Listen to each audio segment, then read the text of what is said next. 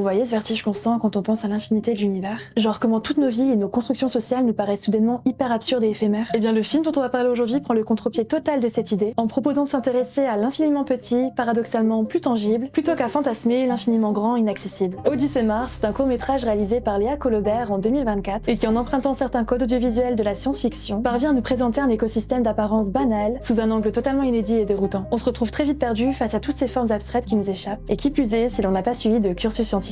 On s'abandonne alors à la contemplation de son travail sur les textures, les couleurs, les graphismes, et on accepte peu à peu que l'on ne pourra pas forcément comprendre tout ce que l'on voit, tout comme on ne saura jamais vraiment concevoir comment la vie existe réellement. Odyssée Mars est en quelque sorte une véritable anatomie de la matière. Je le trouve tellement intéressant parce qu'il détourne également la forme du documentaire traditionnel naturaliste, et parce qu'il valorise un milieu plutôt commun et quelques espèces dont les observations sont accessibles, et in fine, avec cette poétisation de l'infiniment petit, Léa Colobert réussit à nous plonger dans les mêmes questionnements sur le cycle de la vie qu'aurait pu le faire d'autres réflexions sur l'astronomie. Je vous recommande très chaudement d'aller le visionner en entier sur la plateforme en ligne La Salamandre TV, et pour rappel, vous pouvez bénéficier de moins 10% sur l'abonnement annuel grâce au code Céline10.